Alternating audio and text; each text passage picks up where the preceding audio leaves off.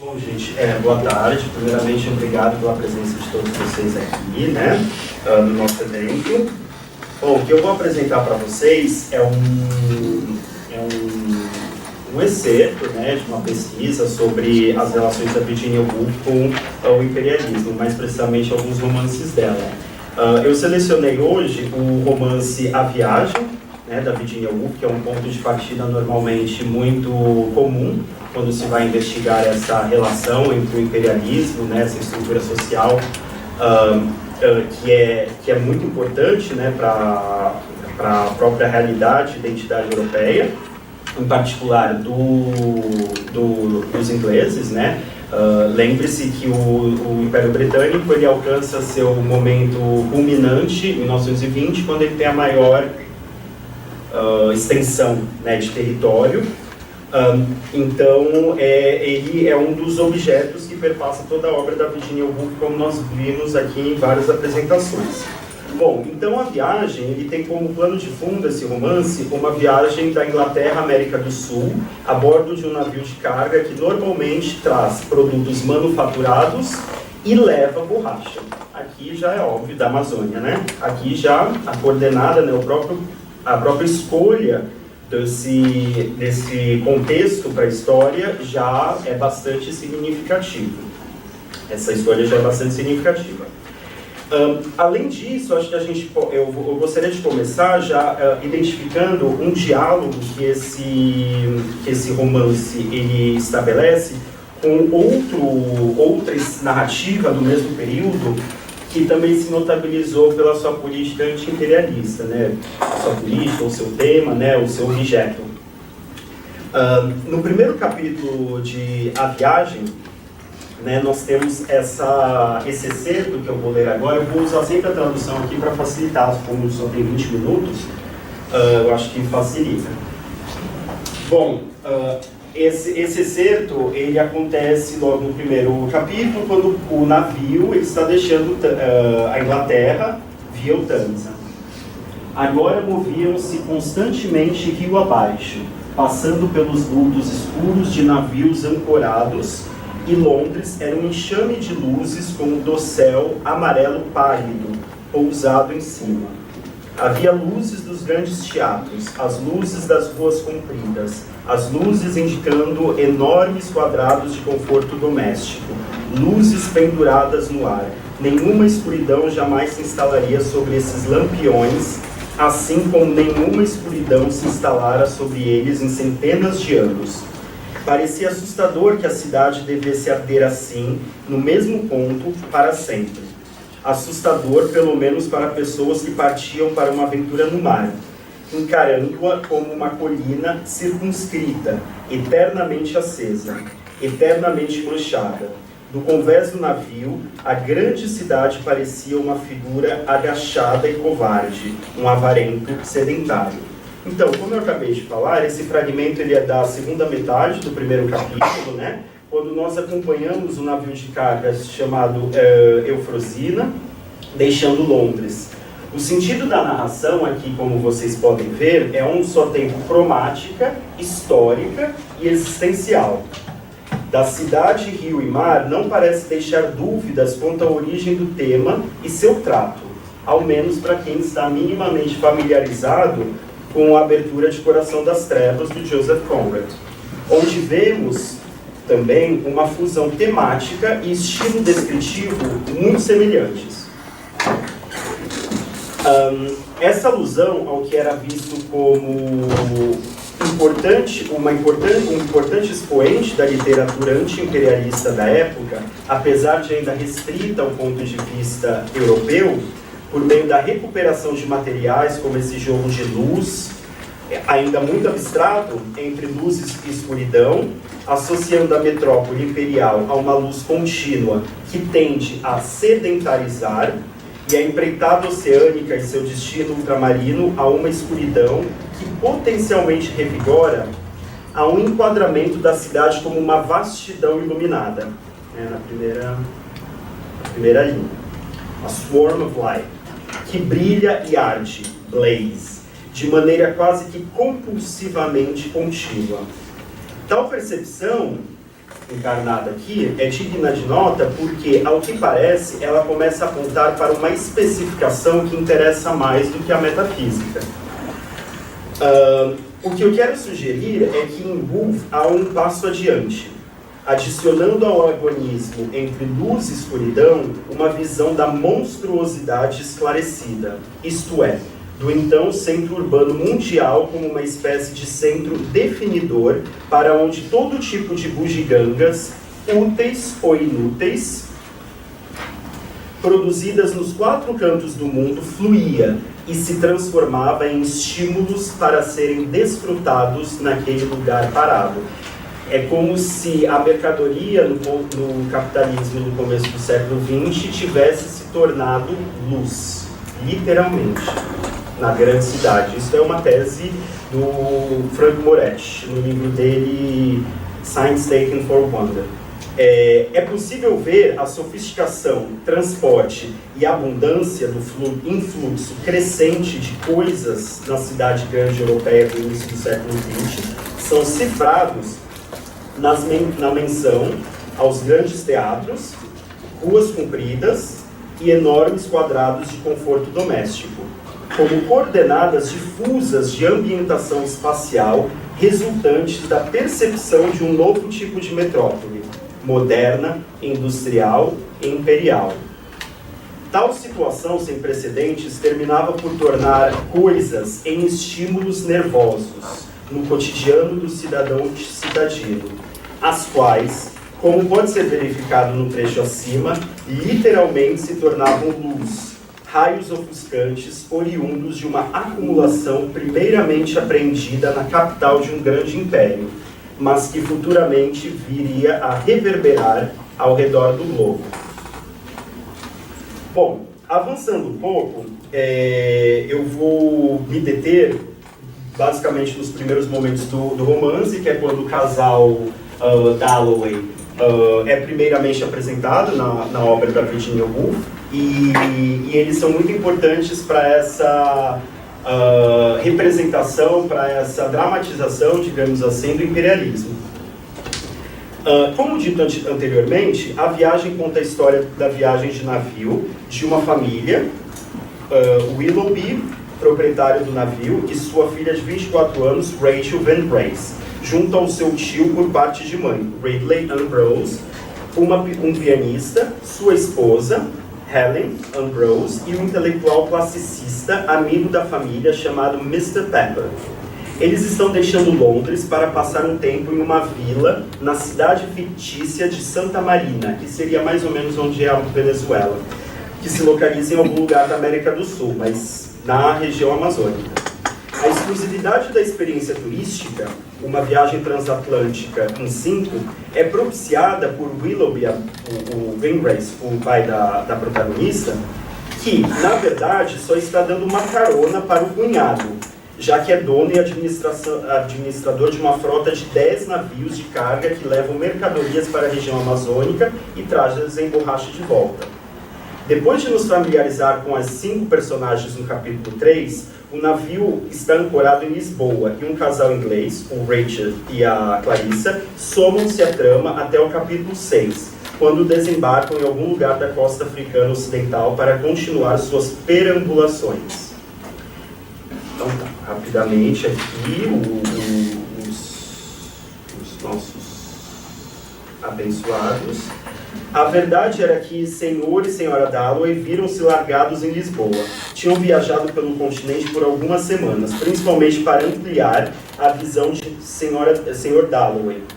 Ampliar a visão do senhor Dalloway. Incapaz, por um desses acidentes da vida política, de servir ao seu país no parlamento, Sr. Dalloway fazia o melhor que podia para servir fora do parlamento. Para isso, os países latinos eram ótimos, embora o leste, que na original é East, naturalmente tivesse sido melhor. Espere notícias minhas de Petersburg ou de Teherã, dissera ele, virando-se para acenar em despedida nos degraus do Travelers. Mas irrompera uma enfermidade no Oriente, havia cólera na Rússia. Na Espanha, ele e senhora Dalloway tinham montado em mulas, pois desejavam compreender como viviam os camponeses. Então, maduros para uma rebelião, por exemplo, estarão eles, né, maduros para uma rebelião, ouviram falar do Eufrosyne, mas também ouviram dizer que era basicamente um navio de carga e só aceitava passageiros por arranjo especial, uma vez que seu negócio era levar mercadorias para o Amazonas e trazer borracha de volta para casa. Por arranjo especial, porém, eram palavras altamente encorajadoras para eles, pois vinham de uma classe em que quase tudo era arranjado assim ou podia ser quando necessário, ou seja, estavam pegando uma caroninha. Antes de qualquer outra coisa, vale destacar que o Richard é um político do Partido Conservador, o Tory, que por hora está sem mandato no parlamento. Vemos que, embora o narrador mantenha certa distância, abstendo-se de julgá-los abertamente, a exposição tende ao desmascaramento. Ou seja, a apresentação dos Dalloway parece servir para expô-los, e isto pode ser notado na ociosidade, futilidade e regalia com as quais eles são associados no trecho. Vemos que o que é enfatizado nessa caracterização inicial é a mobilidade caprichosa, que beira o ridículo, né, andar de bula, né, essas coisas.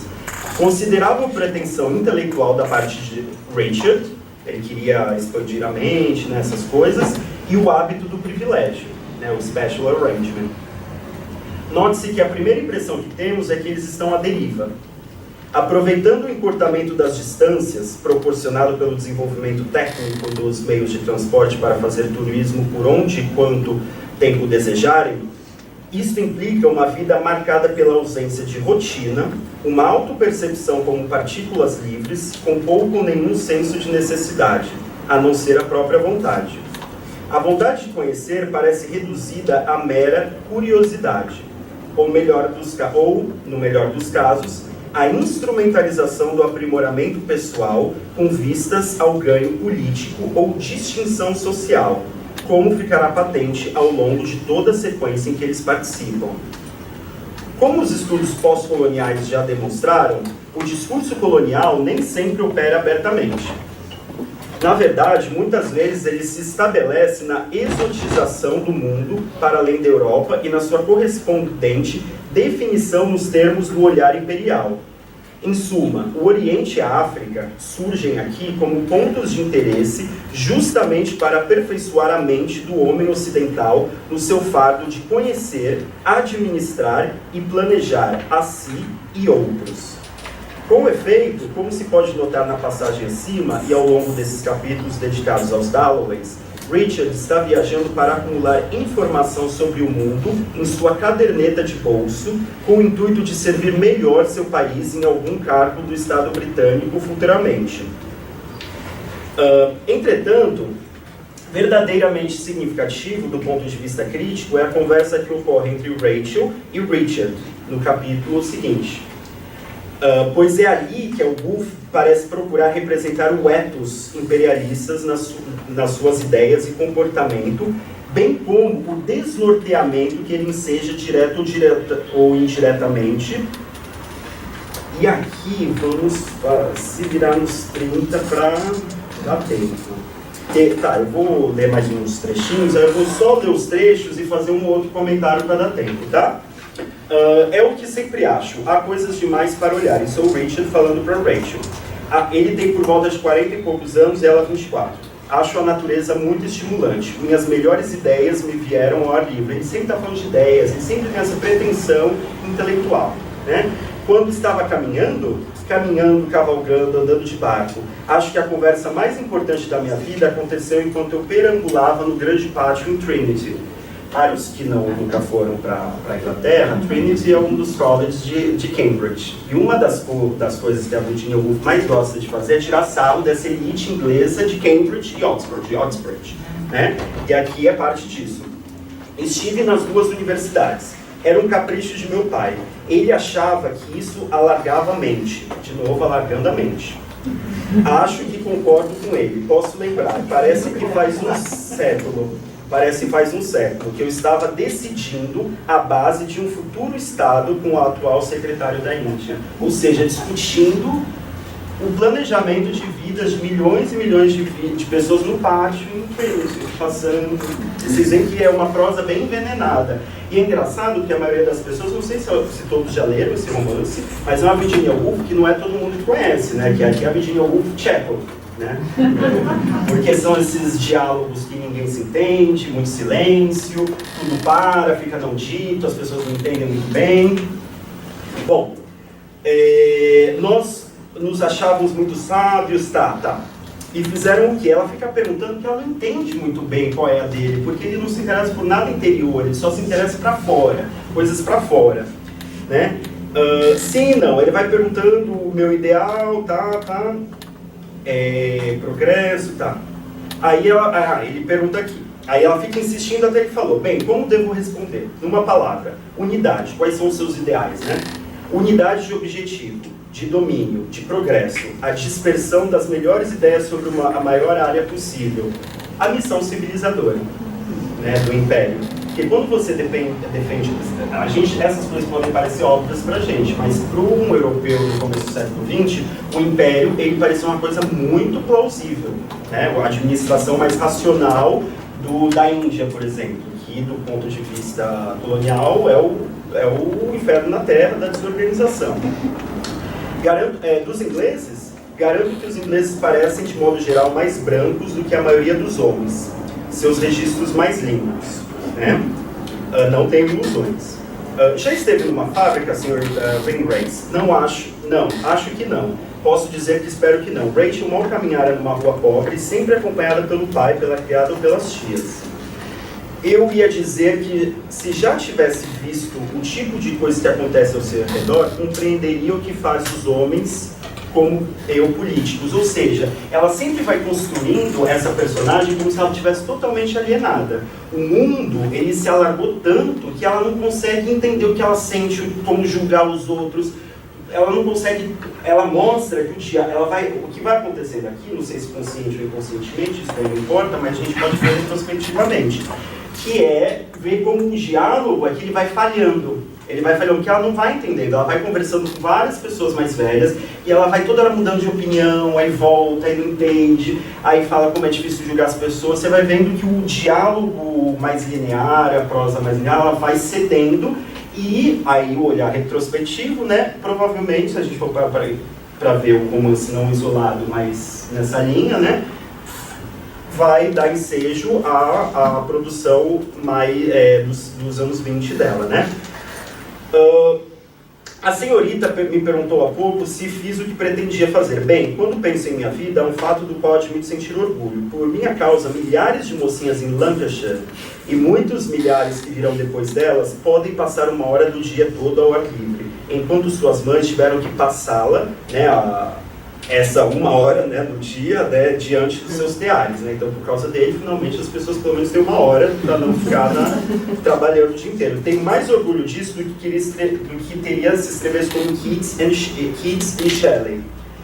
Aqui é um contraponto, né, que a Woolf gosta muito de fazer entre os burgueses com pretensões intelectuais, artísticas e os outros mais pragmáticos, né, que eles estavam conversando sobre igreja, poesia, e também o papel dos românticos nesse imperialist washing, né, de você criar uma poesia romântica para você, na verdade pode também ser vista como o sujeito imperial, ele se apropria disso para ter um figurino mais agradável, né, não tão brutal. Tá. Aí aqui foi o diálogo deles, e aí esse diálogo é muito interessante, porque esse romance ele é muito convencional. Porém, ele faz uso de uma montagem, com certeza. Porque logo depois desse diálogo, que ele vai piorando, né? Cenas explícitas de ideologia. Ele é interrompido muito bruscamente pela querida Clarissa. Navios de guerra, Dick! Olhe! Dick é o apelido de Richard, em inglês. Olhe! Clarissa, liberada por Mr. Gryce, sei lá como fala isso, tendo apreciado todas as suas auras marinhas, deslizava na direção deles, gesticulando. Avistara 2 sinistros navios cinzentos, bastante mergulhados na água e de aparência pobre, um seguindo o outro bem de perto, e que lembravam feras sem olhos procurando suas presas. Richard retomou a consciência imediatamente. Meu Deus! Exclamou, protegendo os olhos com a mão. Nossos, Dick. Olha o orgulho, né? Você vê que na própria diálogo você consegue... Nossos, né? Você já fica até imaginando como você poderia encenar isso, né? E pessoas, se você imagina, que falariam uma coisa dessas, né? O pessoal faz isso até com a PM aqui, tira foto, né? A frota do Mediterrâneo, respondeu ele. Wilfresin içava sua bandeira lentamente. Rachel, claro, ergueu o chapéu, né? Clarissa apertava a mão de Rachel compulsivamente. Em inglês fica muito melhor, né? Mas não fica feliz de ser inglesa, né? Eu sou happy.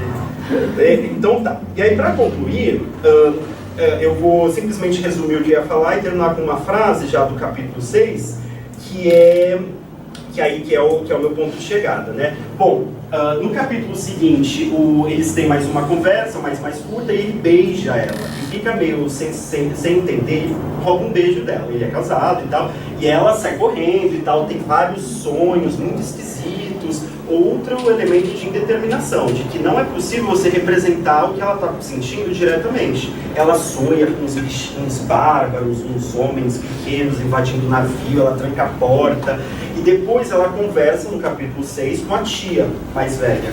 E aí ela vai falando com a tia, ela vai falar, mas eu queria. Ela queria ser beijada, tem 24 anos, não é nenhuma criança. E aí a tia vai pensando, nossa, que menina tonta. Ela fala assim mesmo, de uma maneira muito jocosa.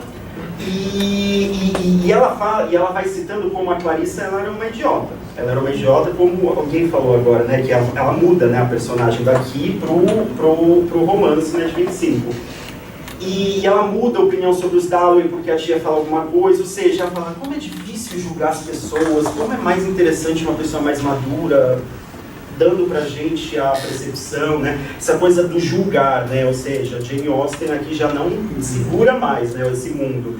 Aí, para concluir, essa frase aqui dela, que eu acho que explica também a relação que eu estou procurando identificar, que eu acho que talvez o Marcos ele fale sobre isso, já fica o jogo casado, que é justamente dessa ampliação do espaço, que desorienta o próprio sujeito. Olha o que ela fala. E eles eram simpáticos, disse Rachel, extraordinariamente interessantes. Tentou lembrar a imagem do mundo como uma coisa viva que Richard lidera. Porque ela fica imaginando, nossa, um homem novo, ele foi pra não sei aonde, ele fala das pessoas que ele ajudou e tal, mas você vê que não dá para entender muito bem. A coisa, e ela não está entendendo nada, né? Que Richard lidera, com ralos como nervos, e casas ruins como marcas de pele. Lembrou as suas palavras-chave, unidade e imaginação, e viu novamente as bolhas em sua xícara de chá, enquanto ele falava de irmãs e canários, da infância e de seu pai. O pequeno mundo de Rachel alargando-se maravilhosamente.